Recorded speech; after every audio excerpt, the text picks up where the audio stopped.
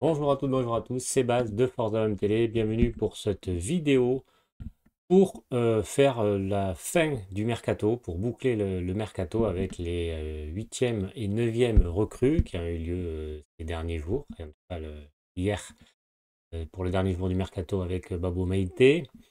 Que penser de ces deux recrues? Babo Meïté, défenseur central droit, qui peut jouer aussi milieu défensif, qui vient de Lorient. Alors finalement, ça a été un prêt avec option d'achat. Ça a été annoncé quasiment tout le temps qu'il y aurait un contrat de 5 ans, mais finalement, voilà, au dernier moment, ça a été un prêt avec option d'achat. Pourquoi? Peut-être sûrement une question de trésorerie, j'imagine. Alors, ses points forts, tout d'abord, c'est un gros bosseur, sérieux, à l'écoute, assidu et avec une réelle volonté de se corriger en permanence. C'est un jeune sérieux. Il possède à peine 22 ans, hein. Il possède, enfin même pas d'ailleurs, 22 ans en décembre. Il possède un gros mental. Son parcours atypique lui a forgé une grosse confiance et une niaque très intéressante sur le terrain, comme lors de son match contre Marseille, mais aussi contre les grosses écuries de Ligue 1. S'est toujours très bien comporté. Un bon passeur avec une bonne lecture du jeu et une aisance technique sur jeu court, notamment avec une prise d'information rapide. Ça changera de Gigot, qui est un bon défenseur, mais après, au niveau des passes, ça laisse à désirer. Il peut jouer défenseur central, donc je l'ai dit, mais aussi défenseur milieu défensif. C'est un poste où il a été initialement formé. Pour y travailler, il a principalement joué dans une défense à 3 lors de son parcours à Lorient ou à Laval. À voir comment il s'adapte sur une défense à 4. Euh, il doit encore progresser sur sa capacité d'anticipation dans les duels et sa rotation corporelle sur les balles à couvrir, notamment au niveau des réflexes. Tactiquement, il doit encore travailler pour pouvoir piloter une défense. Euh, Meïté n'est pas passé par un centre de formation, donc c'est encore un joueur à façonner, mais qui a déjà prouvé qu'il avait de grosses aptitudes pour le haut niveau. 19 matchs en L1, on a passé les stats, je sais pas très parlant de parler des statistiques. Bon, ça a l'air d'être quand même un bon coup du mercato de l'Olympique de Marseille avec un défenseur central jeune qui a déjà prouvé en Ligue 1. Donc il a vraiment des capacités rapidement finalement devenir titulaire ou en tout cas avoir du temps de jeu dans cette équipe, remplacer Gigot ou Mbemba et peut-être même passer devant Balerdi qui finalement se passerait en numéro 4 dans les défenseurs centraux marseillais. Donc je pense que c'est une bonne recrue, un bon coup, parce qu'en plus, bon, mais dans l'optique évidemment que tu l'achètes, hein, c'est un prêt avec option d'achat, on ne sait pas les modalités, est-ce que c'est un prêt d'option d'achat obligatoire? Quelle est l'option d'achat? C'est toujours pareil, hein, elle est monstrueuse, ça sera compliqué, donc ça pour l'instant on n'a pas eu d'infos. Je suis satisfait de cette recrue, je la voulais. Alors, j'ai vu quelques matchs, bon, on n'a pas tout suivi, donc on ne peut pas se fier à quelques matchs, hein. C'est un peu le problème souvent avec des joueurs. Forcément, c'est dans la durée où tu vois si un joueur est performant, il t'apportera à ton équipe. Avec déjà le changement de club, il passe dans un gros club, et à Marseille, l'environnement est particulier.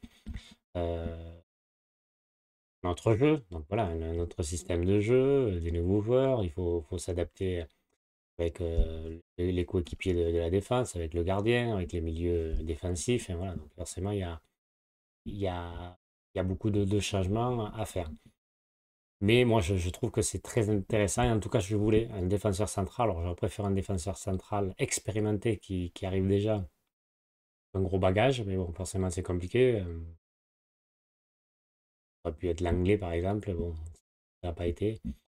Euh, donc, si, il fallait recruter quand même à ce poste-là. Alors, je n'aurais peut-être pas forcément exfiltré Isaac Touré. Il a signé d'ailleurs en 5 ans et avec une priorité de rachat pour l'OM et un pourcentage à la revente. Bon, on ne sait pas le montant, qui n'a pas trop fuité. Pourtant, les négociations ont été visibles, elles n'ont pas été cachées, hein. Ça s'est su très vite qu'il y avait ces négociations. J'aurais plutôt fait partir Balerdi que Meïté, que Touré. Bon, voilà, c'est comme ça. L'autre joueur qui est arrivé, c'est donc Murillo. un Panaméen, forcément le premier Panaméen à jouer à l'Olympique de Marseille. Selon Pierre Gerbeau, que j'ai reçu sur la chaîne, il dit que Murillo est un intouchable en sélection, titulaire inamovible, un latéral droit très offensif, qui prend beaucoup son couloir avec une qualité de centre remarquable. Voilà. En sélection, il évolue dans une équipe qui s'aligne avec une défense à 3 et se place dans le couloir. Parfait sur le plan offensif, danger permanent, grosse qualité de centre et de percussion. Quelques lacunes défensives, mais l'élément important du système de Thomas Christensen.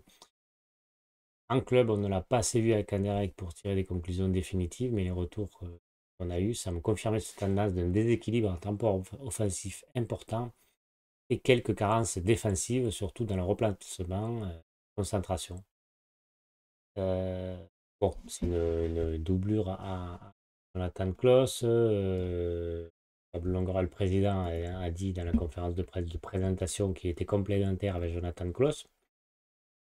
Bon, pourtant, on a l'impression que lui aussi, c'est un piston, quoi, en fait, qui est très offensif. Apparemment, il est encore plus offensif que Jonathan Klaus. Je ne sais pas comment c'est possible de faire ça, mais bon, voilà. On verra si au niveau défensif, Jonathan Klaus lui a beaucoup progressé. Murillo pourra contenir les attaquants de Ligue 1 à voir. Attention à sa blessure. Effectivement, il a été blessé il y a 2 mois lors de la Gold Cup. Et là, on a appris que, en fait, il avait fait une rechute. Hein, ouais, son dernier staff l'a fait reprendre plus tôt. Donc, une déchirure musculaire, il faut faire toujours attention. Pardon. Défensivement, Murillo, très dur à passer. Costaud, bien placé tactiquement. Euh, Anderlecht jouait à 4 défenseurs avec un jeu tourné vers l'offensive, il est donc très haut. Il avait souvent des espaces dans son dos, mais il a un gros moteur, donc ça veut dire qu'il peut revenir. Bon, après, forcément, par, en tant que doublure, mais enfin, c'est important aussi d'avoir des doublures pour pouvoir suppléer Nathan Klaus. Hein. Excusez-moi, je vais le pousser. Hein. Voilà, avec les matchs d'Europa League et de Ligue 1 qui s'enchaînent tous les 3 jours. Il faut des remplaçants, il va falloir faire souffler Jonathan Klaus. Euh, donc il fallait ça. À gauche, on fait confiance à Soglo. C'est pas plus mal aussi de faire confiance à des jeunes, hein, c'est important. Donc, voilà ce qu'on pouvait dire sur les 2 dernières recrues qu'il y a eu. Donc je vais faire une autre vidéo assez rapidement, faire un bilan du mercato de ces 9 arrivées et aussi des départs. Il ne faut pas parler que des recrues quand on fait un bilan du mercato. On parle forcément des départs, des arrivées, après des perspectives forcément, parce que les joueurs, ils sont tout le temps jugés à la fin de la saison, après un certain temps, après des matchs. Tu peux analyser, c'est vrai que tu as un joueur que tu connais ou que tu connais pas, mais qui a un précédent, donc tu peux le juger par rapport à ça, mais ça n'a rien à voir parce que ça peut être un joueur que tu peux relancer, un joueur qui peut être mieux ou moins bien dans un club, dans un nouveau championnat. Ça peut aussi avoir confiance ou pas la confiance du coach qui permet aux joueurs de se revolter ou au contraire de baisser de niveau. Donc tous ces aspects-là, on peut dire, on peut faire un bilan du mercato, mais forcément ça sera au fil de la saison et à la fin de la saison où on pourra dire, bon, ce joueur-là, il a fait une bonne saison, comme par exemple Mbemba la saison dernière ou Alexis Sanchez, quoi. Voilà les amis, je vous remercie et je vous dis à bientôt, au revoir.